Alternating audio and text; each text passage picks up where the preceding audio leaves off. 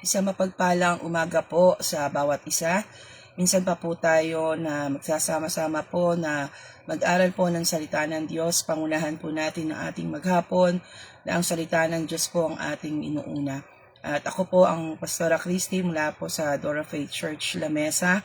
Under po ng Pastora Cheryl Manansala from District 6. At ako po'y nagagalak na minsan pa pong magamit sa ating pong kalagitnaan sa isang oportunidad na tayo po ay magkaroon po ng pagkakataon na mag-aralan po ng salita ng Diyos.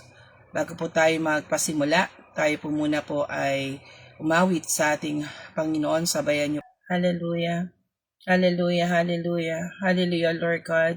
Panginoon, sa umagang ito, hinahanap po namin na iyong kalooban, na iyong katwiran. Patuloy po kami nagpapasiyasat at nagpapasakop sa iyong kabanalan. Panginoon, sa umagang ito, Panginoon, samahan mo kami.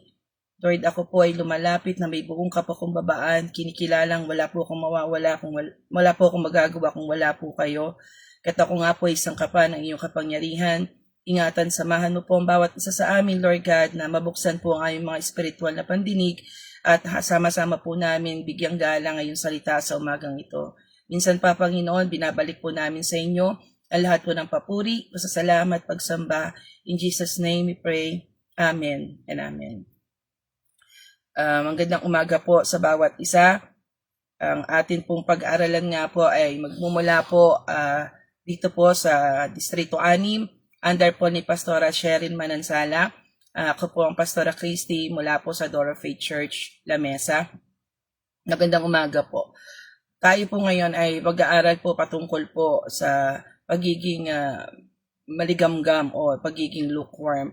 Ang sabi po ng aklat po ng pahayag, pasensya na po, at aking pong tinig ay medyo garagal po. Mula po sa aklat po ng pahayag 3, 15, 16, atin nga po itong basahing sabay-sabay. Alam ko ang mga ginagawa mo, alam kong hindi ka malamig ni mainit. Buti pa sana kung ikaw ay malamig o mainit. Ngunit dahil ikaw ay maligamgam, hindi mainit, ni malamig, susuka kita.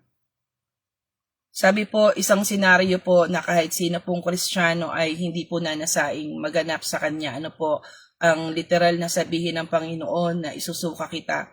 Ibig sabihin po, we are not being accepted by our God dahil sa ating pong mga temperatura, sa pagiging mahalumigmig, sa pagiging lukewarm nga po. Sabi ng Lord, mainam pa sana na mainit ka o malamig ka. Kasi sa mga bagay po na pagiging mainit natin ay may kapakinabangan. At gayon din naman ko, kung magiging malamig po tayo, ibig sabihin, meron pong tsansa na mauminit pa. Mas delikado po kasi yung lukewarm. Kasi hindi po alam kung ano ba yung kalalagayan, parang okay na hindi, parang hindi na okay. Medyo magulo po, ano po. Kaya we should have talagang yung definite po na temperature. Mamaya po pag-aaral natin dito. Having no definite temperature is really not a good idea. Kahit naman po sa damit di ba po, kung ang puti mo, puting-puti at may man siyang itim, hindi rin po maganda. At kung may itim naman tayong damit na may patse-patse ng puti, hindi rin po maganda. So, dapat may definite po talaga na temperature ang bawat Kristiyano. Kahit din po sa klima, kung pabago-bago po yung klima, halimbawa, magpupunta po tayo sa isang bansa, inaalam po natin yung weather forecast, yung ng lugar na yon para sa mga pinaghahandaan natin damit na dadalhin. Kung paiba-iba po kasi hindi po talaga na magandang senaryo po yun. Maganda po na may definite po na temperature or climate ang ating po mga espiritualidad sa harapan po ng Panginoon. Sabi dito, yung pagiging po kasi halumigmig po ay hindi po na maganda kahit sa relasyon, di ba po, hindi maganda kung hindi na po on fire ang inyong relationship. Kaya ang salita pong ito na sinabi po ng Panginoon ay patungkol po sa iglesia po ng Laodicea. Na alam naman natin, isa po sa mga 7 iglesia na babalikan po ng ating Panginoon. So definitely, our God is speaking to believers po. sa mga mananampalataya na sinasabi niya ito bilang babala na ito po yung pwedeng mangyaring senaryo sa mga tao po na hindi po makitaan ng Diyos ng pagiging mainit o maalab sa paglilingkod sa Kanya. Nakita natin dito na sinasabi po ng iilan na hindi naman po to ganitong senaryo, pero kasi nga po ang Laodicea po ay located sa isa geography na may isang syudad silang dalawang syudad na pinagkukuhanan po ng kanilang tubig is either super hot or super cold. Pero dahil malayo po ito, ilang milya po yung layo sa kanya, ay excuse me po, ay bago ito makarating sa kanila ay mahalumigmig na po. At yun po yung minsan ng kalalagayan natin mga Kristiyano, na minsan sa katagalan po ng ating mga paglilingkod at pag-antay sa mga paulit-ulit para nagiging na po tayo, complacent po, nagkakaroon po ng paghalumigmig ang ating mga pananampalataya sa ating Panginoon. At hindi ito yung gusto ng Lord. At kung makikita natin, binanggit ko po kanina, na ito po ay sinasalita ng Panginoon sa isa sa mga iglesia na kanya pong babalikan. So, ibig sabihin, believers po. At hindi lang po basta believers. Kung mababalikan po natin yung sinabi ng Mateo 7:22-23, sa araw ng paghuhukom, marami ang magsasabi sa akin, Panginoon, hindi po ba kami ay nagpahayag ng mensahe mula sa Diyos, nagpalayas ng mga demonyo at gumawa ng mga himala sa iyong pangalan? Ngunit sasabihin ko sa kanila, hindi ko kayo nakikilala. Isang senaryo po na nakita natin, mga lingkod na po ng Diyos ito na tinanggihan ng Panginoon. Mga lingkod na po ito na nasabi, balikan natin sinabi ng pahayag na isusuka kita. Ito po yung mga hindi po katanggap-tanggap sa Panginoon ang naging paglilingkod. Amen. Ano po ba yung mga bagay po na dapat po nating mapanatili sa ating pong pangabuhay paglilingkod para hindi po natin maranasan yung dumako po tayo sa temperatura ng ating paglilingkod na tayo po ay mahalumigmig. So we could maintain the temperature na mainit po talaga tayo sa paglilingkod sa ating Panginoon. Una daw po ay we must have definite temperature in all season. We must have a definite temperature in all season. Ibig sabihin po, sa lahat ng panahon ng ating buhay ay dapat masiyasat po natin ang ating mga paglilingkod. Kaya nga po, on a daily basis, maganda po itong ginagawa din natin ang pag-aaral ng salita ng Diyos. On a daily basis po ay nasisiyasat po natin yung ating ugnayan sa ating Panginoon. Na-check po natin yung the temperature of our faith, of our relationship with our Lord. Kinakailangan po natin yun na lagi po tayo magpasiyasat. Hindi po tayo pwedeng complacent. Hindi po tayo pwedeng laging pumanatag lang na ako naman iligtas na. Sabi nga, 'di ba, yung mga by grace, 'di ba, sabi pwede na po basta tinanggap ang Panginoon. No, we should maintain a temperature na kung saan po tayo ay on fire sa ating paglilingkod po sa ating Panginoon. Imagine po natin isa pong kahit naman po sa pagluluto, sa mga nagluluto po dyan, di ba po pag yung temperatura or yung mga apoy po ay magluluto po tayo ng in a very very low temperature ay hindi po ito makaluluto ng wasto. Makakaluto man po ay parang alibutdan. Alam sa mga Katagalugan po kasing alibutdan ay yung parang luto na hindi. Yung kanin po na pag kinain mo ay parang luto pero parang hindi. Na hindi po talaga ganun ka saya pag dumating sa mga tummy natin. Ano po, kahit sa bibig pa lang natin po ay parang gusto mo na agad iluwal dahil hindi nga po tama ang pagkakaluto. At yun po yung stand natin na dapat po talaga ay panatilihin po natin ang ating temperatura sa paglilingkod sa ating Panginoon. Dahil dito po maiiwasan yung atin pong pagtalikod, maiiwasan, na-check from time to time po yung ating mga nagagawa sa harapan po ng Panginoon. Pangalawa po, we must have definite stand in issues around. We must have a definite stand on issues around our lives. Hindi po ito portional po. Sa paglilingkod po natin, buo ito, holistic po. Dapat sa mga issues sa paligid ay po tayo, may stand po tayo. Hindi tayo pwedeng neutral in things na bahala na. Hindi po, dapat socially, morally, politically, and spiritually, we should stand on what is right. That our principles and our opinions are based on biblical points of view. Na hindi po tayo nakipag-away, hindi tayo nagpaggalit, pero hindi naman po tayo tumatanggap ng katwirang makamundo. Kumbaga po, natayuan natin kung ano po yung sinasabi po ng salita ng Diyos. Hindi sa sarili nating opinion, hindi po tayo babato or hindi tayo tutugon na ang katwiran natin pang sarili ang ating paglalaban, kundi po katwiran na mula po sa Biblia. Sabi nga po if you have the chance to speak what God's want us to say, tapos nanatili tayong tahimik, we are accountable. Dapat po sa mga bagay sa paligid natin ay magdingning tayo, makita po sa atin yung katwirang Kristiyano na hindi po tayo na parang wala tayong opinion, wala tayong nasasabi sa mga bagay-bagay.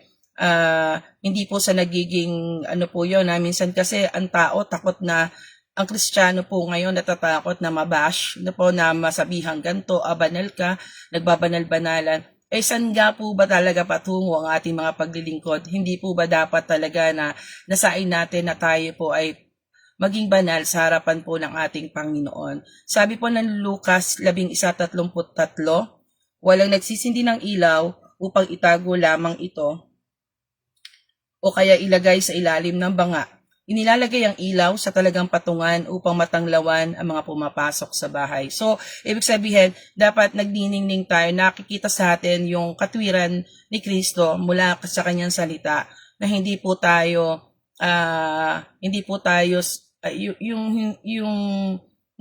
tayo pumapanig sa mali at hindi rin naman tayo nananahimik kung kailangan tayo magsalita. Pangatlo po, we must not easily be persuaded. We must not be easily persuaded. Hindi po talaga dapat tayo madaling mahikayat o mabago yung ating mga stand. Di ba sabi ko, we should have a definite stand at hindi talaga tayo dapat na madaling na-persuade, especially po sa mga significant ones natin. Minsan po kasi may mga ganitong senaryo. Kapag ang ating pong mga mahal sa buhay ay may mga katwiran o may mga opinyon na taliwas po talaga o may pinamumuhay pa po sila, yung mga hindi pa po natin ligtas na mga mahal sa buhay, ninindigan pa sila mga opinyon na lihis sa salita ng Diyos at sa kagustuhan lang natin na hindi umaba ang diskusyon o yung mga pagtatalo o pagbabalik-taktakan, ay napapersuade na rin po tayo, sige na nga, okay na nga yan, sige na nga. No, hindi naman tayo after battle o after arguments, pero hindi rin po tama na mag-give in tayo sa mali nilang opinion. Hindi pwedeng tama na at tanggapin na lang po natin yung mga opinion nila na giving disrespect sa Word of God. So lagi po, unang-una po, dapat may tama tayong temperatura sa paglilingkod natin. Meron po tayong definite stand sa ating mga paglilingkod, socially, morally, politically, spiritually. At pangatlo po ay we must not be easily persuaded. Meron po talaga tayong matibay na paghawak sa pananampalataya na ating pong tinatayo under faith. Meron po tayong pinatayo ang mga doctrinals o yung mga tenets of faith na base rin po talaga sa Biblia. Doon pa lang po ay makikita na po natin kung paano natin tatayuan ang ating mga pinanampalatayaan sa mga panahon po na tayo po ay nalalagay sa pagpili kung ano po yung dapat na gawin. Hindi po kung mamahal natin sa buhay, wala dapat po tayong mga pinipili po na we should not be easily being influenced by people around. Dapat tayo po yung nakaka-impluwensya, hindi po tayo ang ma-impluwensyahan.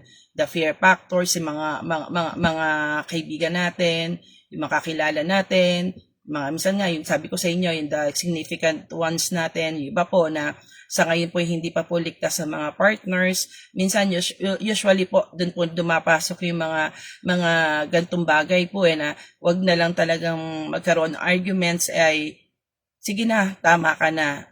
We could just shut up, pero wag mong sasabihin, sige na, tama ka na. Kasi para ka na rin nag-give in sa kanya pong maling pananaw. Pwede tayong manahimik just to stop the arguments, pero hindi po tayo pwedeng tanggapin na, sige, tama ka na. Hindi po. Stand on what is right. Sa pang-apat po, we must be on fire in all season.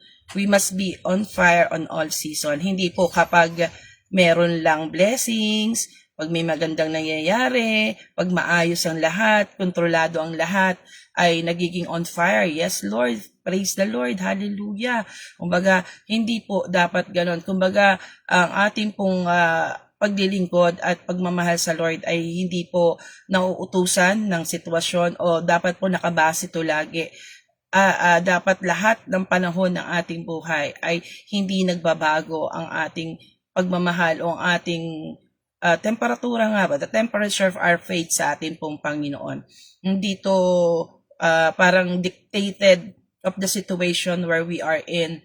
Dapat lagi po na yung love ng Lord na we have received, yun po yung manatili na nag-aalab sa mga puso natin. Always be reminded that we all don't deserve the kind of love na binibigay po sa atin ng Panginoon. Pinag-aralan po kahapon na nabanggit ng pastor na yung agape kind of love na ibinibigay sa atin ng Panginoon. Lahat po tayo, we don't deserve that kind of love. So, dapat pag nare-realize natin yon, ay ang tindi nga pala ng pagmamahal sa akin ng Panginoon. So, dapat yung balik natin ito sa ating Diyos ay nandun din sa kalalagayan na tayo nag-aalab sa pagmamahal natin sa Kanya. But kahit sa human relationship, pag nararamdaman mong mahal na mahal ka rin ng taong minamahal mo, the only thing na magagawa mo is ibalik din yung pagmamahal na nararamdaman mo. But ano pa nga po sa ating pong Panginoon. Kaya salamat po sa ating Diyos dahil pinapaalalahanan tayo na there is really a great danger of being a lukewarm Christian. Kasi being a lukewarm Christian ay nawawalan ka na ng you are being insignificant and uninfluential. Nagiging wala, sorry po sa word, nagiging walang, kumbaga sa asin, nawawala ng alat. Pag wala na pong alat ang asin, ay wala rin po itong kwenta. Kumbaga po, you are just being tagged as a Christian, but the purpose of being Christian ay nawawala na po. Kumbaga po, yung pagiging Kristiyano natin ay brand na lang, nagiging hashtag Christian na lang, pero yung power of it ay nawawala na dahil sa kawalan din po natin ng alab o ng fire sa ating Panginoon.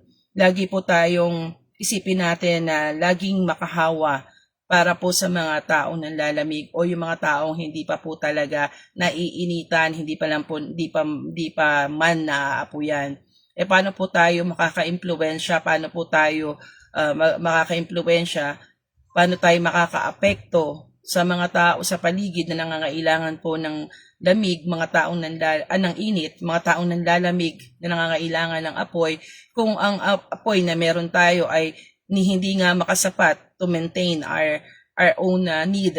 Kumbaga, dapat po manatili tayo na ninanasa natin na tayo po ay papag-alabi ng Panginoon sa ating pong pananampalataya sa Kanya. At yun po, dapat lagi tayo nakakahawa, dapat nakakatulong po tayo sa pagtupok ng kahinaan. Hindi po tayo yung mahawa, hindi po tayo yung dahil sa mahaligamgam nating, saan po ba pumupunta ang maligamgam? Kundi sa paglamig, malibang initin uli ito. Amen? Maling pag initin po uli, ang pagiging mahaligmig po ay patungo sa paglamig at hindi po natin gusto yun. Kahit, di ba sabi nga daw po, kaya isinusukan ng mga sa kaisipan pong pang-pisikal, kaya po isinusuka ng sikmura ang mga kinakain daw po natin ay dahil hindi ito acceptable sa need ng body. Kumbaga, it is a natural defense of our body na may pumapasok na bagay that will cause danger eventually to the whole system of the body. Kaya pag pumasok to, ay sinusuka agad ng mga katawan natin dahil nadidetect ng katawan natin, it will not give benefit sa ating pong mga katawan. So kapag sinuka po tayo ng Panginoon, sinasabi niya sa pahayag, ibig sabihin hindi tayo kapakinabangan. Yung sinasabi ko po, sorry sa word, na the danger of being a lukewarm ay nagiging uninfluential tayo at nawawalan po talaga tayo ng value. At hindi po natin gusto yon. Amen?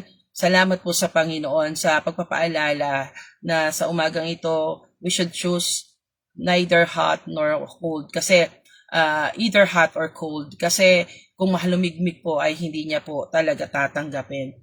Salamat po sa Panginoon sa pagkakataong ito na maibahagi po ito sa ating kalagitnaan. Tayo po na mga ginagamit na ng Panginoon. Wag po dumating yung tagpo na tayo po'y masabihan na sinasabi sa Mateo 7:22 na sa araw ng paghuhukom, marami ang magsasabi sa akin, Panginoon, di po ba kami ay nagpahayag na mensahe mula sa Diyos? Nagpalayas ng mga demonyo at gumawa ng mga himala sa inyong pangalan. Ngunit sasabihin ko sa kanila, hindi ko kayo nakikilala at huwag mangyari sa atin yon. Amen? Amen. Huwag pong maganap yon sa atin. Di po nating pasiyasat sa ating Panginoon. To recap po, ang ating pong mga dapat po na gawin ay dapat po daw lagi we must have definite temperature in all season. Pangalawa po, we must have definite stand in issues around us. Pangatlo po, we must not be easily persuaded. Pang-apat po, we must be on fire in all season. Walang idle moments, wala pong panahong nasasayang sa ating paglilingkod sa Panginoon. Walang pinipiling panahon at sitwasyon. Yun nga, sabi ko, ang sitwasyon natin sa buhay ay hindi po dapat nagdidikta sa init at alab po ng ating paglilingkod sa Kanya. Na dahil totoong nagmamahal kahit anong sitwasyon ay nananatili ang pagmamahal. Kaya salamat po sa Panginoon. Minsan pa po tayong manalangin at tayo po'y magpasalamat sa kabutihan po ng ating Diyos sa ating mga buhay. Samahan niyo po ako sa pananalangin. Tayo po lahat ay imuko at pumikit. Salamat sa inyo, Ama. Salamat po sa inyo, dakilang Diyos, sa pagkakataon na patuloy mo na nagamit ang iyong lingkod na ito sa kaligidnaan po na aking mga minamahal na kapatid na walang hinahangad kundi ang patuloy kaming mapaalalahanan ng iyong salita na punong-puno ng karunungan at kapangyarihan na siyang bumabago sa aming mga isipan at nagtatama nito, Panginoon. Salamat, Ama. Continue to give us, Father God, yung encouragement sa bawat araw ng buhay namin ito na manatili nga po yung alab ng aming paglilingkod, ng aming pananampalataya sa inyo sa kahit na ano pong kapanahunan. At kami po ay manatiling naninindigan sa kung ano man po yung mga dapat naming panindigan na nakabase lang din po sa inyong mga salita. Lord, maraming salamat sa iyo, Diyos Ama. Alam namin na binabalaan mo kami ng danger of being a lukewarm dahil ito'y patungo sa paglamig na hindi mo naman po nais mangyari sa amin na mga tinubos mo, sa amin po na mga pinagmalasakitan mo, Lord God. Kaya't maraming salamat sa inyo.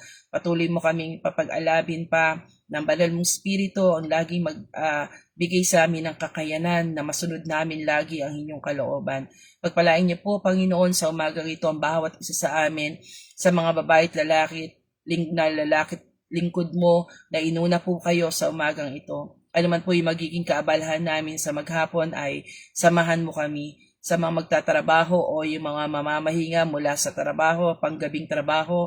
Lord, kano man po yung aming gagawin sa maghapong ito, wala po kaming desire kundi ang maluwalhati po kayo at masunod namin ang mga naisin nyo sa buhay na ito.